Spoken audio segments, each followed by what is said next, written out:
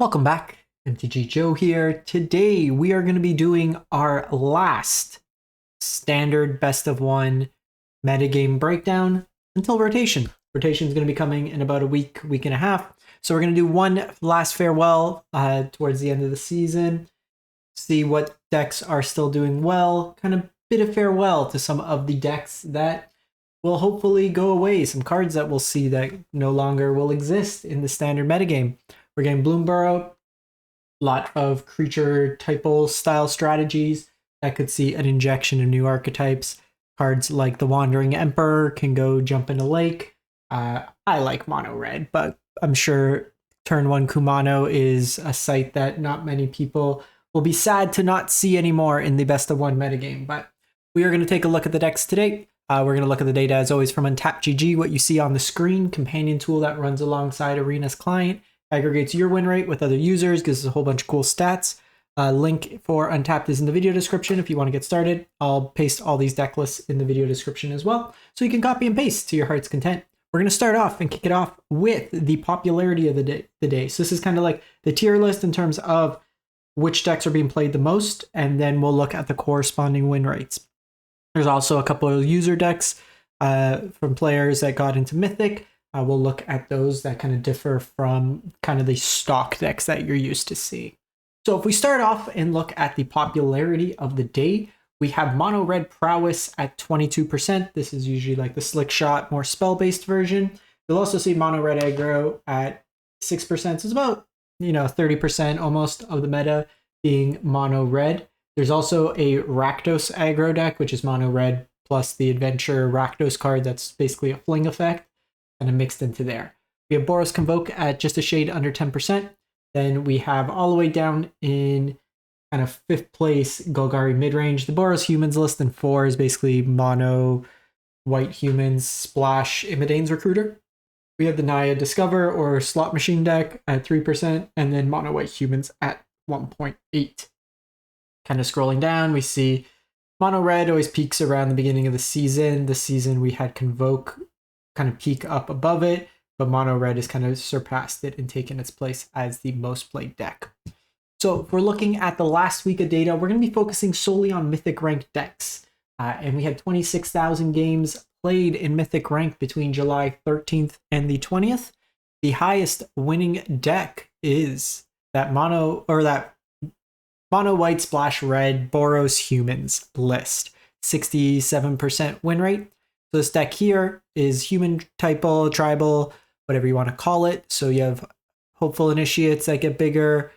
We have Luminarch Veterans, the Recruitment Officer. You have Warden of the Inner Sky. So we're going to be losing these two cards. We're going to be losing the Intrepid Adversary. We're going to be losing Thalia in here. All these other cards will be staying. We'll lose Adeline. This is, I think, staying as well with the Knight Errant, but we're losing about half the creatures in this deck. Human's a fairly common creature type, so I could see something staying around.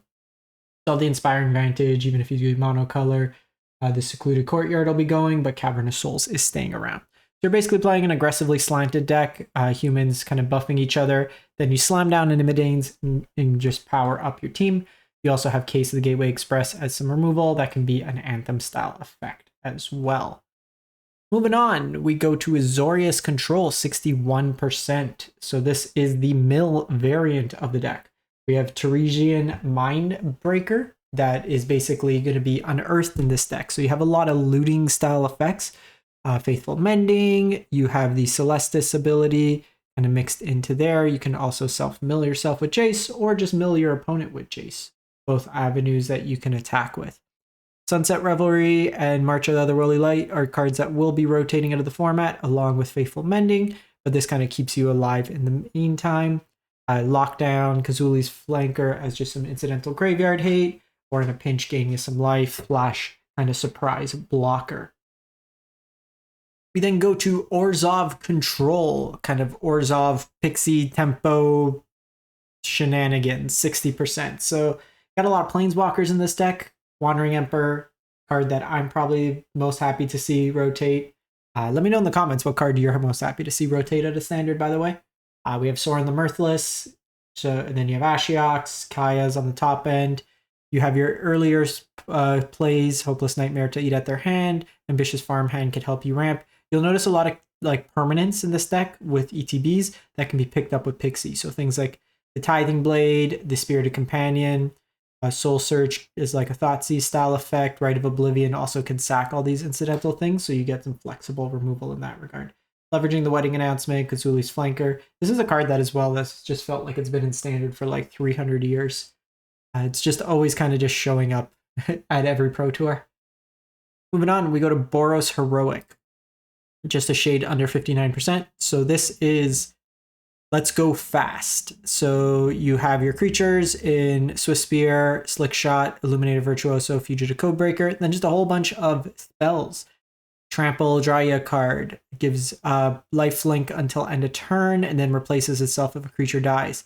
Counters and Vigilance. Kumanos could give counters. Ping, it's a non-creature that becomes a creature. Lauren's Escape for protection. Monstrous Rage for a buff. Monstrous Rage is sticking around, folks. We got Play with Fire that will be rotating. Shock still legal. And then Requisition Ray just as a flexible spell here. Got a bunch of different modes there. Mono Red Prowess. So 57%. So this is the more spells-based version. The one thing I will say, I would probably trim one Godric and play a 19th land. But just very speedy deck. Similar to the Boros deck, cleaner mana. Being mono red just gives you access to playing a little bit more burn. Also get access to Demonic Ruckus, which can be plotted and then kind of free cast later for value. Give some evasion between the Trample and Menace as well.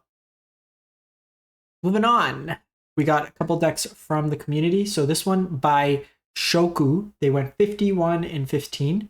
Reasonable rates against like mono black, mono red, destroying Golgari with this list.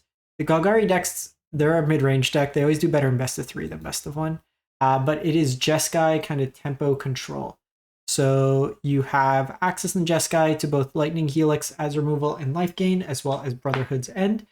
You have Wandering Emperor and Stoic Sphinx as win conditions at flash speed, as well as Cryptic Coat that can just be basically bounced repeatedly to give you more value. So you just kind of keep casting it. When a creature dies, you get it back afterwards. 3 steps ahead can clone your permanents. You have Phantom Interference, which is a counter spell that can also make a creature. Myrex, Restless Anchorage in the mana base. And Seeing Intrude the Mind, a card that you don't see too often.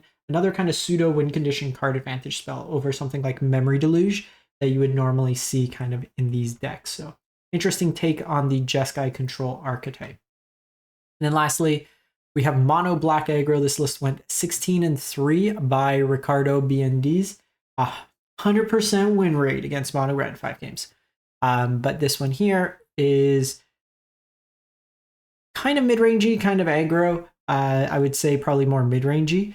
A lot of cheap interaction early, cut downs, Duress Eat for hand hate, Soul Guide Lantern for graveyard hate, Tiny Bones joins up. Then you have some legendaries and like Tiny Bones, Gix, your Sheoldreds, and then just a lot of interaction. Deep Cavern back and attack your opponent's hand, Shoot the Sheriff and Edict. You have Trespasser for life gain.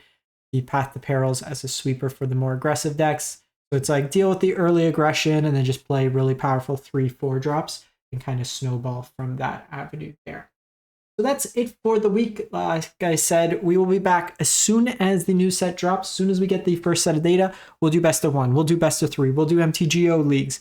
We'll do tournament results. We'll cover you up and make sure you are using your wild cards in the most efficient manner. With rotation, it's going to be a big shakeup. A lot of sets are leaving, hopefully a lot of new players. So make sure to subscribe to keep up to date with all the new sets and all the new decks that will be coming out. Until then, catch you later, stay safe, and happy pre-release to those going.